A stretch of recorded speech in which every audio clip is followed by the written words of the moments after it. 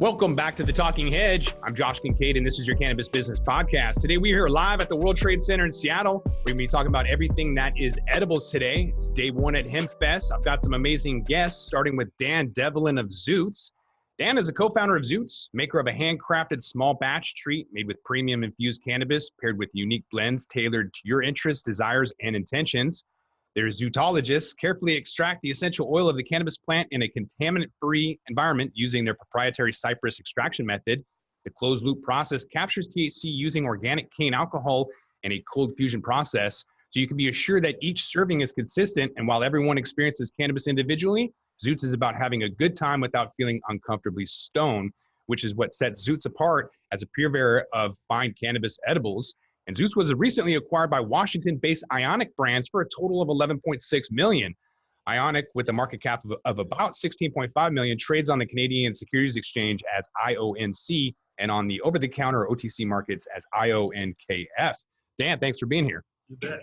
Glad to be. Remotely with us is Bob Eschino with Incredibles. Bob is co-founder and president of Medically Correct, whose trusted brand, Incredibles, is known for having the most consistent and award-winning infused products in the cannabis industry. Bob is responsible for the company's sales, marketing, and national expansion. As founding member of the Edibles Council through Cannabis Business Alliance, the Colorado Cannabis Chamber of Commerce, and the Colorado Cannabis Manufacturers Association, Bob has helped shape the next wave of cannabis rules and regulations for the cannabis industry federal level. Medically Correct prides itself on helping educate the public about responsible edible consumption and the emerging cannabis industry. Bob, thanks for being here. Thank you. And also remotely is Patrick Ian Moir of Edible Magazine. Patrick's the editor-in-chief of Edibles Magazine and the chief operations officer of Edibles List Manufacturing and Distribution. He started out as head dispatch at Speedweed and went from there to be working as a product development and marketing specialist at W Vapes. The edibleslist.com is a source for information and reviews on medical marijuana edibles, dispensaries, doctors, and all else in the legal cannabis community. Edibles Magazine is a source for credible and relevant news with everything related to the cannabis industry. Their mission is to help medical marijuana patients locate smokeless medication alternatives. They want to help get the medicine in the hands of the patients they need it. They connect patients, vendors, and dispensaries, and patients can now save time and money locating their favorite edibles and new consumable products while being able to rate and review, adding their valued option to our online community. Staying tuned for their best of Edibles List awards, and stay tuned for the topicals, tinctures, and other awards that they have. So Patrick Ian Moir, thanks for being with us. Oh, thank you so much. So Bob, what services do you want to outsource? I mean, I think, Canada is looking to be a pretty good international opportunity. I think Colombia is poised to be like the big box store of concentrates. And so which large-scale investments will you see in the future? You mentioned automation and some other things. Wondering how much real capital is necessary to generate first sales in that event. So what do you see outsourcing? What do you need to do?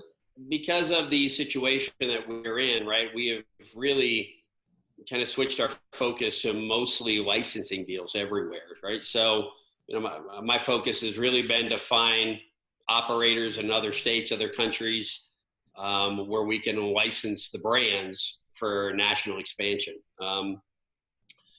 That's just kind of been our mindset because we really haven't had, you said, access to institutional money. I think our mindset is going to shift here, right?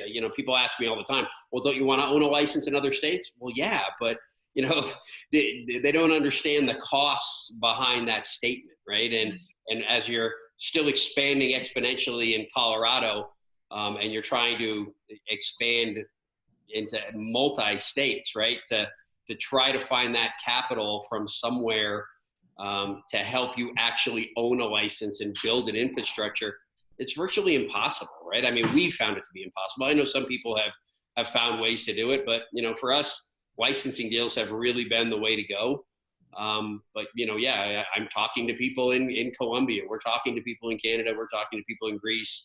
We're talking to people in the special economic zone in Jamaica. We've got partners in Puerto Rico now. So we are far from finished growing. It's just trying to figure out the best way to do it in the confines of the rules we have to follow. Anything to add to outsourcing? Well, I think outsourcing, first of all, if you want to be multi-state, that's about the only way you can do it. The idea of building a factory in every state is economic suicide. And once deregulation happens, most of those factories just become anchors, just lost capital. But at the reverse side, it's also very difficult to find good manufacturers. The Western states are unique in the fact that they had a ganja culture. They had this before. You go east of the Rockies, and there is no ganja culture. There is no basis there. So your licensing deal really ends up tying in with big money and that have gotten the licenses and have the backing, and you end up being really the operator in a lot of ways, although they put up all the money, all the funds. And we've done that. That's what we've done in just recently in Illinois and Massachusetts also. And it works, but it's still a lot of work. I mean, you really have to babysit. So it's more work than I think we anticipated. I'd much rather manufacture and own my own license in every state, but that's, as Bob says, that's just not practical. Just too much capital. I've seen a lot of people utilize strategic partnerships, but Canadians, for whatever reason, they love to have their own exclusivity, their own IP. They want 51% ownership to put it on the books. So different cultures, different strategies. So with that, we're going to roll this one up. I'm Josh Kincaid. This is the Talking Hedge. I want to thank my guests. We have Bob Eschino with Incredibles. Also remotely is Patrick Ian Moir with Edibles List and Edibles Magazine. And also here is Dan Devlin with Zoots. Congratulations on the recent acquisition, by the way. Thanks a lot for having us on and ability to talk about what we love, edibles. So don't forget to like, share, and subscribe, or don't. And I'm out.